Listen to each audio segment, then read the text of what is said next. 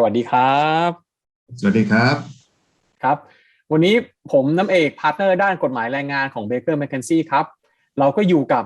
กูรูด้านกฎหมายแรงงานขาประจำของเรานะครับคุณธีรนิตหรือคุณนิก Senior Associate ด้านกฎหมายแรงงานของ Baker McKenzie Bangkok อีกแล้วครับครับสวัสดีครับยินดีต้อนรับทุกท่านครับผมครับวันนี้นะครับคุณนิกเรามาคุยกันเรื่องหัวข้อใหม่นะครับหัวข้อที่ว่าก็คือ Modern Workforce หรือ Contingent Worker กับประเด็นกฎหมายแรงงานของไทยนะครับพูดถึงเรื่องพวกนี้แล้วหลายๆท่านที่ติดตามข่าวหรือติดตามบทความของเราเองในช่วง 2-3 ปีที่ผ่านมาเนี่ยก็น่าจะได้ยินชื่อพวกนี้กันอยู่บ้างนะครับแต่ทีนี้พอได้ยินมาเสร็จปุ๊บเนี่ยหลายๆท่านเองรวมทั้งผมเนี่ยก็ยังงงอยู่นะครับบอกตามตรงว่างงอยู่ว่าเอ๊ะตกลง Modern Workforce หรือ contingent workers ไหนจะ gig workers พวกนี้อีกเนี่ยคำพวกนี้มันหมายความถึงคนกลุ่มไหน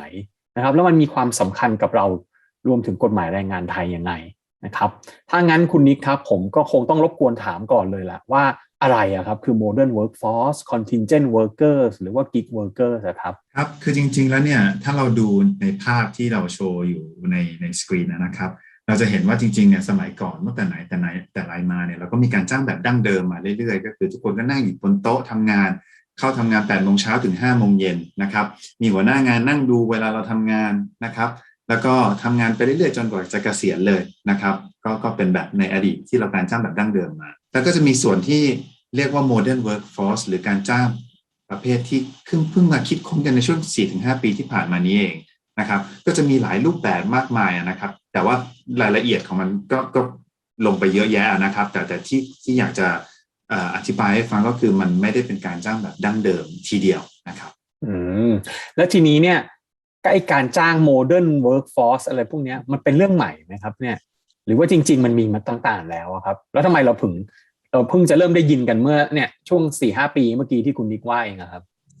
ครับคือจริงๆแล้วเนี่ยบางส่วนเนี่ยนะครับก็มีการเป็นบางส่วนก็เป็นสิ่งที่เกิดขึ้นมาใหม่แต่บางส่วนก็ไม่ได้ใหม่นะครับก็อาจจะมีมาตั้งนานแล้วนะครับเช่นการจ้างพวกฟรีแลนเซอร์อย่างนี้เป็นต้นนะครับแต่ไอ้ส่วนที่มีมาใหม่ขึ้นมาเนี่ยก็เพราะว่าอะไรเพราะว่าช่วงหลังเนี่ยเรามีเทคโนโลยีมากขึ้นนะครับมีการใช้คอมพิวเตอร์อินเทอร์เน็ตลูกจ้างเนี่ยสมัยก่อนเนี่ยต้องเข้ามานั่งทำงานแบบเป็น traditional หรือแบบการจ้างแบบดั้งเดิมที่เราอธิบายฟังก่อนหน้านี้แต่ในปัจจุบันเนี่ยไม่มีความจำเป็นที่ต้องมานั่งที่เดียวกันกับนายจ้างแล้วไม่จำเป็นต้องอยู่เมืองเดียวกันประเทศเดียวกันก็อาจจะไม่ต้องอยู่ที่เดียวกันด้วยซ้ำนะครับนายจ้างก็แค่ส่งงานให้ลูกจ้างก็ทำงานแล้วก็ส่งงานกลับมาเพราะฉะนั้นการจ้างในรูปแบบ modern workforce เนี่ยมันเหมือนจะเป็นการจ้างงานที่เรามุ่งไปที่ผลของงานมากกว่าการจ้างในรูปแบบการทำงานเหมือนในอดีตที่เราเห็นครับผมโอเคทีเนี้ยผมเลยนั่งดูรูปเนี่ยที่ทางคุณนิกโชว์อยู่ตรงเนี้ยก็เห็นนะครับว่ามันยังมีคำเรียกอะไรแปลกๆที่เรายังไม่เคยได้ยินอีกเยอะเลยนะครับเนี่ยไม่ว่าจะเป็น agency leasing casual work ไหนจะแพลตฟอร์ม crowd employment อีกเนี่ยคุณนิกครับทำไมศัพท์พวกนี้มันเยอะแยะไปหมดเลยครับเนี่ยคือพวกนี้ครับมันเป็นศัพท์ที่แต่ละคนผู้ประกอบการแต่ละรายjurisdiction แต่ละ jurisdiction เนี่ยก็พยายามจะคิดคำขึ้นมาเวลาที่มีการจ้างที่มันแปลกใหม่ไม่เหมือนเดิมรายละเอียดแตกต่างไปหน่อยเช่นจ้างคนนี้ผ่านทางเอเจนต์หรือนายหน้าก็จะเรียก agency leasing บางคนก็เป็นจ้างแบบฟรีแลนซ์เลยก็อาจจะเรียกฟรีแลนซ์หรือบางกรณีที่เป็นการจ้างที่ให้งานผ่านแพลตฟอร์มก็จะเรียกว่าเป็นแพลตฟอร์มนะครับมันมีการเรียกชื่ออะไรแตกต่างกันไปเยอะแยะเลยครับก็คือแสดงถึงความรายละเอียดที่แตกต่างกันของการจ้างงานแต่ละประเภทนะครับอ๋อโอเคละสรุปเนี่ยคือไอ้พวกคำต่างๆนานาพวกเนี้ยมันก็คงเป็นแค่ความพยายามนะครับผมพวกเรากันเองเนาะที่จะเข้าใจวิธีการจ้างแบบใหม่ๆที่เกิดขึ้นมาแล้วในโลกนั่นเองนะครับแล้วทีนี้เมืองไทยล่ะครับคุณนิกเรามีการให้นิยามคนพวกนี้ไหมครับตามกฎหมายหรือมันมีกฎหมายอะไรมาจับคนพวกนี้ไหมครับยังไม่มีนะครับตอนนี้เมืองไทยยังไม่ได้ออกกฎหมายอะไรออกมาครับผมเอ้าแล้วอย่างนี้มันจะมีประเด็นอะไรที่เกี่ยวข้องกับกฎหมายแรงงานไทยไหมครับเนี่ยคืออย่างแรกผมว่าประเด็นเรื่องกฎหมายแรงงานไทยเนี่ยก็จะเป็นกฎหมายที่ให้ความคุ้มครองลูกจ้างกำหนดหน้าที่นายจ้างนะครับเพราะฉะนั้นสิ่งที่สำคัญที่สุดที่เราควรจะต้องคิดก็คือว่าการจ้างงานของเราเนี่ยไม่ว่าเราจะ categorize มันว่าเป็นชื่อ modern workforce ประเภทไหนก็ตามเนี่ยสิ่งที่ต้องกลับมาดูคือเราเป็นนายจ้างกับคนนี้หรือเปล่าคนนั้นเป็นลูกจ้างของเราหรือเปล่าเพราะว่าผลของมันเนี่ยถ้าเป็นแล้วเนี่ยกฎหมายแรงงานก็จะกำหนดหน้าที่ต่างๆที่เราต้องทำตามไม่ว่าจะเป็นเรื่องการจัดวันหยุดวันลาการจ่ายค่าจ้าง การจ่ายค่าชดเชยต่างๆเต็มไปหมดนะครับซึ่งตรงนี้เป็นประเด็นที่อยากจะให้กลับมาคิดและให้เห็นถึงความสำคัญของประเด็นตัวนี้ครับอ๋อทีเนี้ยผมก็เห็นบางท่านเหมือนกันนะก็อาจจะพยายามนั่งวิเคราะห์อยู่นะครับว่าแบบการจ้างงานของเราอันเนี้ยถือเป็น casual worker หรือเปล่าการจ้างงานอันนี้ถือเป็น digital cloud platform หรือเปล่าอันนี้เป็น contingent worker หรือเปล่า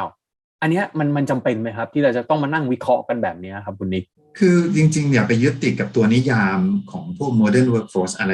มากเกินไปนะครับโอเคเราอาจจะเรียกกันเองในฝั่งว่าบริษัทผู้ประกอบการนี้ขอเรียกอันนี้ว่าเป็นแบบนี้ก็แล้วกันภายในกันเองโอเคแต่ว่าสิ่งที่สำคัญคืออย่าไปยึดติดเพราะว่ากฎหมายไทยกฎหมายแรงงานไทยเนี่ยไม่ได้มีนิยามตัวนี้อยู่นะครับเพราะฉะนั้นไม่มีความจำเป็นที่ต้องไปยึดติดกับมันมากครับเพราะฉะนั้นสิ่งที่สำคัญที่สุดก็คืออย่างที่เมื่อกี้คุณนิกว่านะคือดูดีกว่าว่าคุณเป็นลูกจ้างนายจ้างกันตามกฎหมายแรงงานไทยหรือเปล่านะครับถูกต้องครับถูกต้องครับแต่ทีเนี้ยผมก็ได้ยินมาอยู่อีกนะคุณนิกว่ามันก็มีความพยายามที่จะจัดทำร่างกฎหมายมันดูแลให้ความคุ้มครองคนพวกนี้อยู่ดีนะซึ่งบางทีเราเรียกกันว่าแรงงานนอกระบบนะครับในคุณนิกช่วยรบกวนอัปเดตเรื่องนี้ให้ฟังหน่อยสิครับใช่ครับคือเนื่องจากว่ารัฐบาลเนี่ยก็มองว่าการจ้างงานประเภทmodern workforce หรืออะไรที่เราเรียกกันเนี่ยอาจจะมีเพิ่มสูงขึ้นในช่วงหลังเพราะทุกคนก็พัฒนาทางเทคโนโลยีกันสูงขึ้นนะครับก็เลยมีการจัดทำเป็นร่างเพื่อจะให้ความคุ้มครองกลุ่มแรงงานกลุ่มนี้ที่เรียกว่าแรงงานนอกระบบที่ร่างตัวนี้ก็จะเรียกว่าร่างพระราชบัญญัติส่งเสริมการพัฒนาคุณภาพชีวิตและคุ้มครองแรงงานนอกระบบซึ่งนิยามของคำว่าแรงงานนอกระบบก็คือว่าลูกจ้างทุกประเภทที่ไม่ได้อยู่ภายใต้การคุ้มครองของกฎหมายคุ้มครองแรงงานหรือไม่ได้เป็นผู้ประกันตนตามมาตรา33ของกฎหมายประกันสังคมหรือถ้าเรียกอีกอย่างหนึ่งก็คือทุกคนที่เหลือทั้งหมดที่ไม่ใช่ลูกจ้างตามคุ้มครองแรงงานและประกันสังคมมาตรา33นั่นเองครับคือกว้างมากทุกคนที่เหลือหมดเลยนะครับฟังดูมันกว้างจริงๆนะคุณนิกอย่างนี้มันก็อาจจะคลุมถึงการจ้างงานทุกอย่าง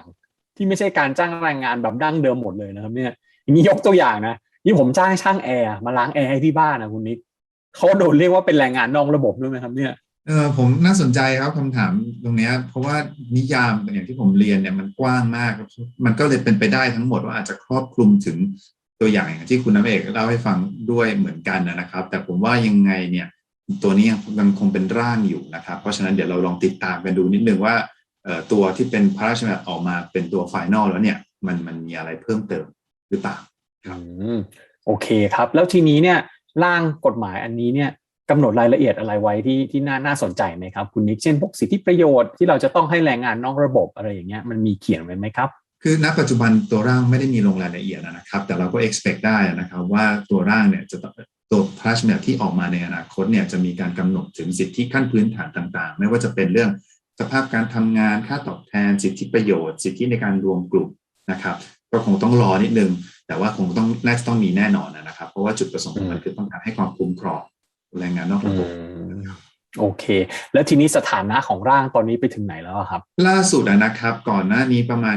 มีการจัดทำรับฟังความคิดเห็นไปแล้วนะครับโดยกระทรวงแรงงาน2 ครั้งในช่วงปีที่แล้วปี63แล้วก็มีการจัดทำโครงการสัมมนาเชิงปฏิบัติการในช่วงต้นปีนี้ก็ช่วงมีนาคมปี64เพราะฉะนั้นก็กำลังอยู่ในไพป์ไลน์ครับอาจจะกำลังจะออกมาในอนาคตครับผมแต่ฟังดูมันเพิ่งเริ่มต้นจริงๆเลยครับเนี่ยผมว่า ก็คงต้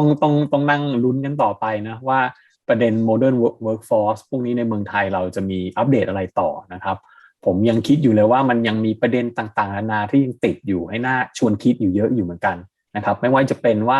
คนพวกนี้เนี่ยมีสถานะทางกฎหมายยังไงนะครับเป็นลูกจ้างตามกฎหมายไหมแล้วกฎหมายเนี่ยควรจะเข้ามาบังคับใช้กับเขาหรือเปล่าถ้าเข้ามาบังคับใช้เนี่ยจะบังคับใช้ยังไงนะครับให้ความคุ้มครองยังไง